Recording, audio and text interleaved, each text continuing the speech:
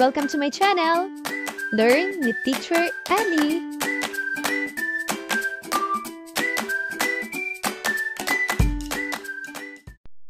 Grade 2, Revised K-12 Curriculum, Quarter 3, Makabansa, Week 5, Day 1. Mga layunin. Pagkatapos ng aralin, ang mga mag-aaral ay inaasahang natutukoy ang uri ng pamumuhay mula sa binasang kwento at nailalarawan ang uri ng pamumuhay mula sa kinabibilangang komunidad. Narito ang isang gawain. Ito ay halo letra. Hatiin ang klase sa dalawang grupo. Ang bawat grupo ay bibigyan ng iba't ibang letra at sa hudyat ay mag-uunahan ang mga mag-aaral na buuin o baybayin ang bawat salitang ibinigay. Narito ang mga halimbawa ng salita.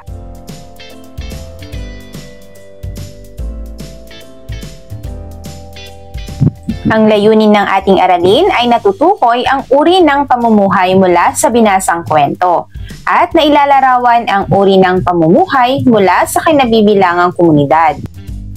Ating basahin at unawain ang mga salita at ang kahulugan nito. Serbisyong pangkomunidad. Mga programa at serbisyo na ibinibigay upang matulungan ang mga tao sa kanilang pang-araw-araw na buhay. Ang ating aralin ngayong araw ay tungkol sa uri ng pamumuhay mula sa kinabibilangang komunidad. Ngayon ay magbasa tayo. Handa na ba kayo? Pamumuhay sa Barangay San Vicente. Noong unang panahon, sa isang malinis at masayang barangay na tinatawag na San Vicente, ang mga tao ay nagtutulungan upang mapanatili ang kaayusan at kasaganaan ng kanilang komunidad. Ang barangay na ito ay kilala sa kanilang mga natatanging serbisyo na nakatutulong sa lahat ng mamamayan. Isang araw, nagtipon-tipon ang mga tao sa plaza upang pag-usapan ang kanilang mga pangangailangan. Kailangan natin ng mas maayos na serbisyo sa ating barangay, sabi ni Mang Juan, ang pinuno ng barangay. Dapat tayong magtulungan upang mapabuti ang ating pamumuhay. Nagbigay ng suhestyon ang mga tao. Si Aling Rosa ay nagmungkahi ng isang pamilihan tuwing linggo upang makabili ng sariwang gulay at prutas mula sa mga lokal na magsasaka. Si Ginoong Marco naman ay nag-alok na magtayo ng isang klinika upang matulungan ang mga tao sa kanilang kalusugan. Si Ate Liza ay nagbigay ng ideya na magkaroon ng mga libreng klase para sa mga bata upang matuto ng mga bagong kaalaman. Dahil sa mga mungkahi, nagpasya ang mga tao na magtulungan. Ang mga magsasaka ay nagdala ng kanilang mga produkto sa pamilihan. Ang mga doktor at nurse ay nagbigay ng kanilang oras sa klinika at ang mga guro ay nagbolontaryo upang magturo sa mga bata. Sa paglipas ng panahon, ang Barangay San Vicente ay naging mas masaya at masagana. Ang mga tao ay nagkaisa at nagtulungan, at ang kanilang mga serbisyo ay nagbigay ng malaking tulong sa lahat. Mula noon, ang barangay ay naging halimbawa ng pagkakaisa at pagtutulungan. Ang mga tao ay natutong pahalagahan ang kanilang komunidad at ang mga serbisyong kanilang inaalok. Ngayon mga bata, sagutin ang mga sumusunod na pamprosesong tanong. Una, tungkol saan ang binasang kwentong bayan. Pangalawa, ilarawan ang Barangay San Vicente. Pangatlo, bakit nagkaroon ng pagpupulong ng mga tao sa plaza ng San Vicente? At pang-apat, ano-ano ang naging suhestyon ng mga tao para mas mapabuti ang buhay sa Barangay San Vicente?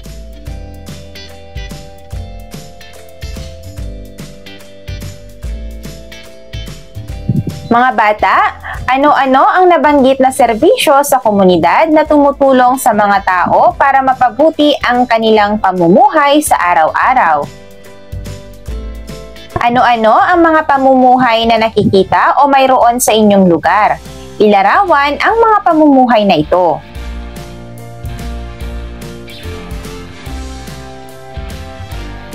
Sagutan ang checklist kung makikita sa komunidad na kinabibilangan ang mga sumusunod.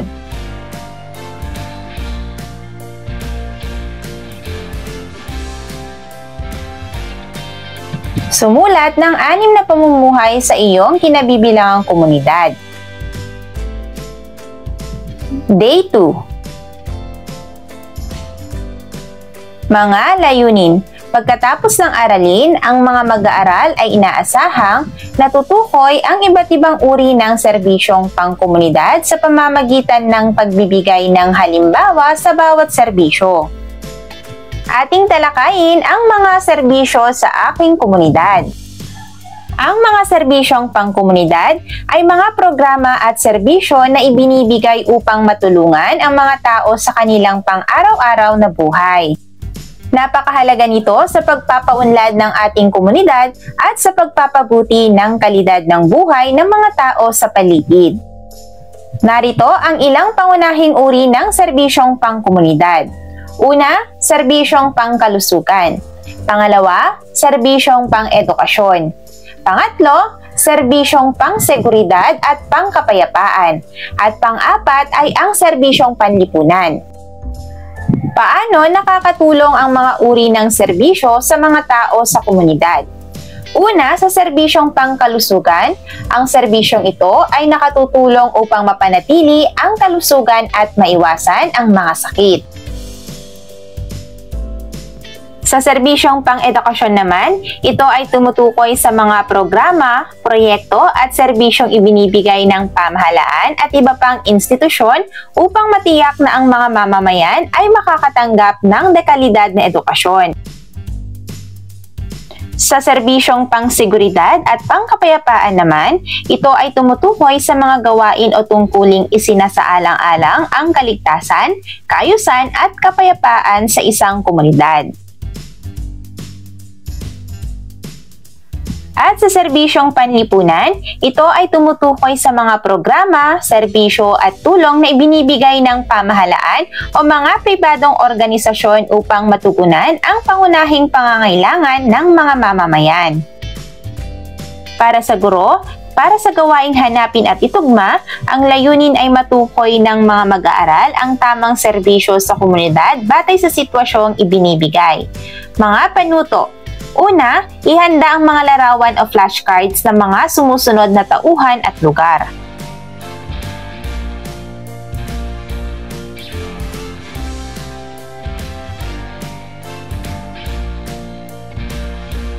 Pangalawa, ipakita ang mga situation cards tulad ng mga sumusunod.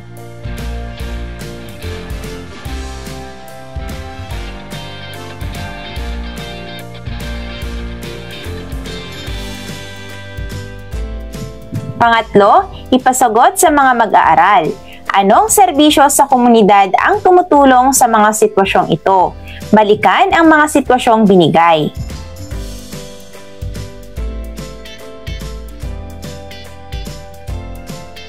Pamprosesong tanong.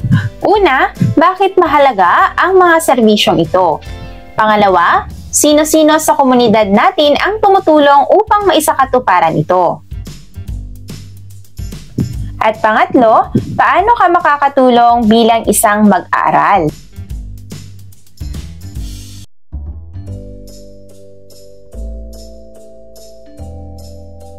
Magbigay ng paglalarawan sa mga sumusunod na serbisyo sa komunidad.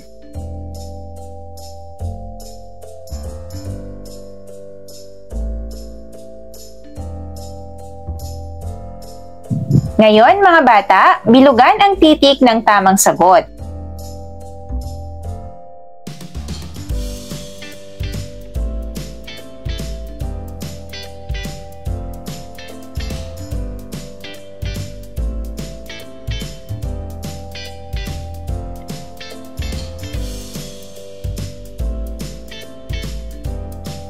Day 3. Mga layunin. Pagkatapos ng aralin, ang mga mag-aaral ay inaasahang natutukoy ang mga tao na nagbibigay ng serbisyo sa kinabibilangang komunidad at nailalarawan ang tungkulin ng mga taong nagbibigay ng serbisyo sa kinabibilangang komunidad. Narito ang isang gawain. Ito ay tatawaging Pinoy Henyo. Papangkatin ng guro ang mga mag-aaral sa dalawa. Bawat pangkat ay kailangang mamili ng dalawang mag-aaral bilang representante na maglalaro. Ang isa sa mga mag-aaral ay magsisilbing tagahula ng mga salita at ang kanyang kapareha ang magbibigay ng clue sa pamamagitan ng pagsagot ng oo, hindi o pwede. Ang pangkat na may pinakamaraming nahula ang salita sa loob ng 2 minuto ang mananalo. Para naman sa guro, ang mga pahuhulaan na salita ay may kinalaman sa mga serbisyo sa kinabibilangang komunidad. Maghanda ng 10 salita.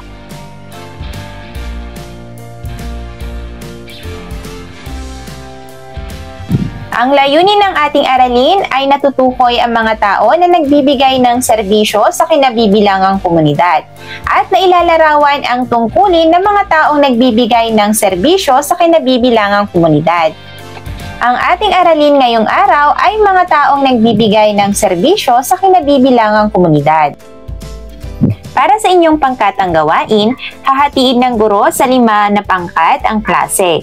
Bawat pangkat ay bibigyan ng larawan ng mga taong nagbibigay ng serbisyo sa kanilang kinabibilangang komunidad. Ididikit nila ito sa larawan sa pisara kung saan lugar sila nagbabahagi ng serbisyo.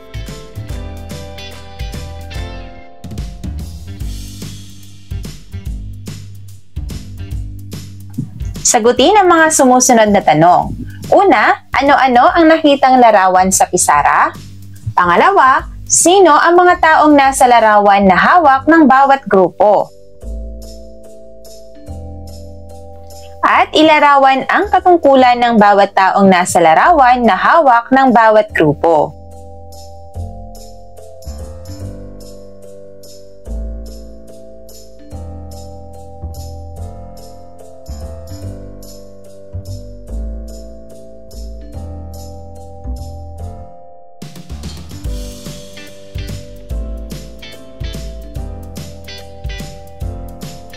Isagawa ang mga sumusunod. Ididikit ng bawat pangkat ang larawan sa pisara upang makabuo ng maliliit na komunidad mula sa iginuhit ng guro na mga bahay at kalsada. Gamit ang pisara, guguhit ang guro ng bahay at mga kalsada bilang community layout. Bago ang pag-uulat ay ididikit ng bawat grupo ang mga larawan para makabuo ng isang maliliit na komunidad. Mga bata, ilahad ang pangalan o tawag ng nasa larawan. Anong uri ng mga serbisyo ang makukuha o maibibigay ng nasa larawan? Isa-isahin ang mga tao na responsable sa pagbibigay ng mga serbisyong ito.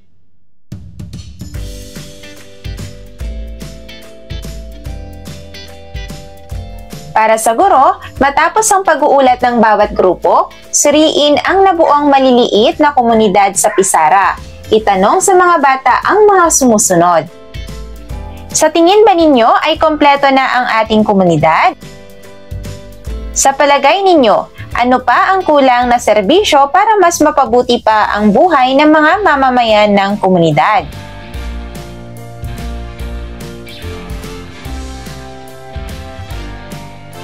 Isagawa ang mga sumusunod.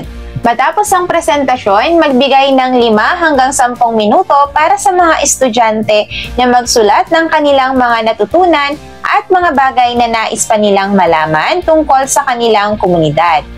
Hilingin sa kanila na ibahagi ang kanilang mga isinulat sa kanilang mga kaklase.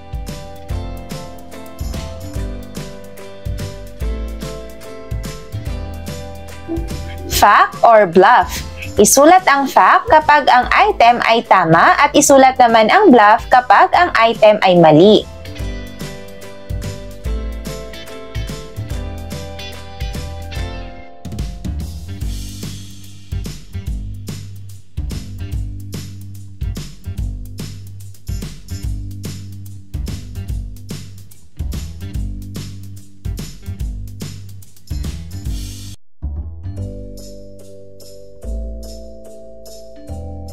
Day 4.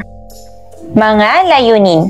Pagkatapos ng aralin, ang mga mag-aaral ay inaasahang nakagagawa ng mensahe ng pasasalamat gamit ang Crayola sa mga taong nagbibigay ng serbisyo sa kinabibilangang komunidad.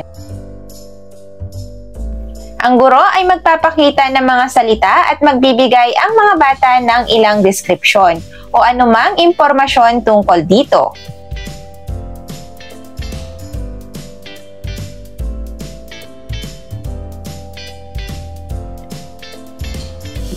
Ang layunin ng ating aralin ay nakagagawa ng mensahe ng pasasalamat gamit ang Crayola sa mga taong nagbibigay ng serbisyo sa kinabibilangang komunidad. Ating basahin at unawain ang mga salita at ang kahulugan nito. Serbisyong pangkalusugan. Ito ay tumutukoy sa mga serbisyong pangmedikal. Ang ating aralin ngayong araw ay paggawa ng mensahe ng pasasalamat sa mga taong nagbibigay serbisyo sa kinabibilangang komunidad. Sa bawat komunidad, ang mga serbisyong pangkomunidad ay may mahalagang papel sa pagpapabuti ng kalidad ng buhay ng mga tao. Ang serbisyong pangkalusugan ay isa sa mga mahalagang uri ng serbisyong ito. Ito ay kailangan ng bawat mamamayan para siguraduhin ang maayos na kalusugan ng mga tao. Mga uri ng serbisyong pangkalusugan. Una ay ang klinika. Dito tayo pumupunta kapag tayo ay may sakit o kailangan ng check-up. Pangalawa, mga ospital. Malaking pasilidad na nagbibigay ng mas komplikadong pangangalaga. Pangatlo, mga paramedic. Sila ang mga tao na tumutulong sa mga emergency na sitwasyon. Mga health center. Sila naman ang nagbibigay ng mga serbisyo tulad ng bakuna at check-up. Mga bata, sino-sino ang mga taong nagbibigay ng serbisyong pangkalusugan? Ilarawan ang mga trabahong kanilang ginagampanan para mapabuti ang buhay ng mga tao sa komunidad.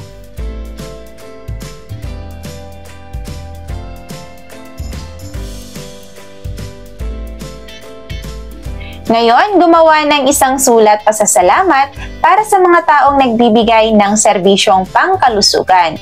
Ihayag sa sulat ang mahalagang papel na kanilang ginagampanan para mapabuti ang buhay ng mga tao sa komunidad. Maaaring gumamit ng pangkulay at iba pang pangdekorasyon sa gagawing sulat na maaaring magpakita ng iyong pagkamalikhain.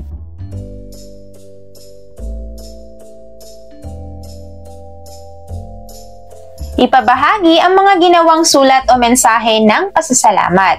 Gabayan ang kanilang pagbabahagi sa pamamagitan ng mga gabay na tanong. Una, para kanino ang iyong sulat? Pangalawa, ano ang mahalagang mensahe mo para sa taong ito?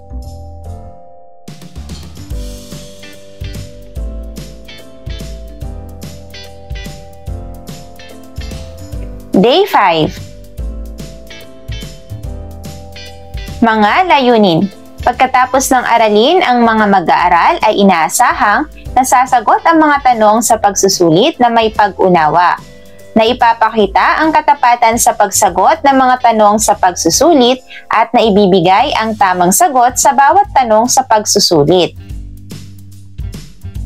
Ikatlong markahan, ikatlong performance task sa makabansa, grade 2. Mahusay mga bata. End of week 5. Thank you for watching! Also, don't forget to like, share, subscribe, and click the notification bell for you to be updated on our latest videos. See you on our next lesson. Goodbye!